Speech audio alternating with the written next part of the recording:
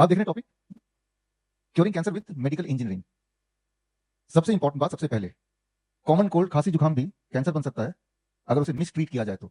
ठीक उसी तरह से कैंसर कॉमन कोल्ड के माफक की तरह बड़े सिंपल तरीके से कुछ दिनों में पूरी तरह ठीक हो सकता है। ये एक इंपॉर्टेंट बात आपको समझना पड़ेगा कि आप माहौल क्या दे रहे हैं अपने बॉडी को, उस पर डिसाइड करता है होता है कि अगला क्या होने वाला है। माहौल क्या देना है ये एक डॉक्टर नहीं समझ पाएगा, अगर एलोपैथी डॉक्टर तो बिल्कुल ही नहीं समझ पाएगा, एक इंजीनियर समझ पाएगा। यहाँ पे कुछ इंजीनियर्स हैं, आप देखें हर रो में थोड़े थोड़े इंजीनियर्स हैं, तो इसलिए जो मैं बोलता जा रहा हूँ वो अपने रो में जो इंजीनियर से वेरीफाई भी कर सकते हैं। तो engineering can cure the disease not the drugs. याद रखिए कि आप जब बीमार पड़ते हैं, कोई जो बीमार पड़ता है किसी दवाई की डेफिशिएंसी से नहीं पड़ता। तो जब दवाई की डेफिशिएंसी से हम बीमार नहीं पड़ रहे तो दवाई के लेने से हम ठीक कैसे होंगे, समझना पड़ेगा इस बात को। मैं तो ये बोलता हूँ आपके माध्यम से, ये जो ये लेक्चर आप देख रहे हैं लाइव भी चल रहा है कई सारे चैनल्स में, ये सिर्फ इस हॉल तक ही लिमिटेड नहीं है। जो लोग मुझे लाइव देख रहे हैं उनका भी स्वागत है।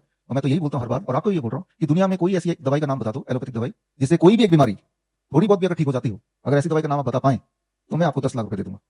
तो ये चैलेंज कई महीने पहले से चल रहा है लेकिन अभी तक कोई आया नहीं, लेकिन तो ये चैलेंज आप बढ़ाइएगा। सच बात यह है कि ऐसी कोई दवाई है ही नहीं, एविडेंस बेस्ड ऐसी कोई दवाई है ही नहीं।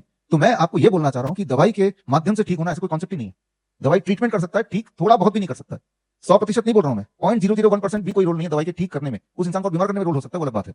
तो सीधे तो ठीक कैसे होंगे, ये चीज मैं आपको समझाना चाहता हूं। उसके लिए आज का जो सब्जेक्ट है medical engineering, that we have to put medical engineering मतलब इंजीनियरिंग का ज्ञान मेडिकल में यूज करना। और उसके लिए आप हमारे हॉस्पिटल्स में जाएंगे तो यहाँ से 5 किलोमीटर में हिम्स सेवियम है, जिनके डायरेक्टर कहाँ गए, राजा मुकिम जी यहाँ बैठे।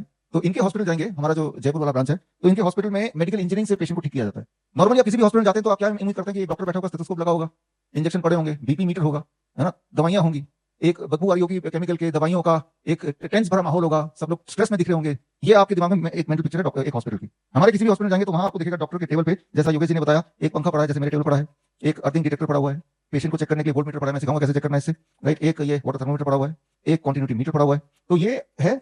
और एक टेनिस का बॉल जो बहुत ज्यादा ब्रीदिंग डिफिकल्टी उनके लिए पड़ा हुआ है। तो ये है जिससे हम cancer, heart disease, chronic kidney disease, ये सारी चीजें ठीक करते हैं, राइट।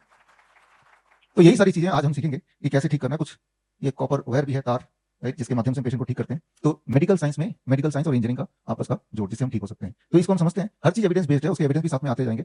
बड़ी से बड़ी बीमारी का आसान से आसान इलाज घर बैठे ही हो सकता है। अधिक जानकारी के लिए कॉन्टैक्ट करें nearest doctor BRC clinic @ home.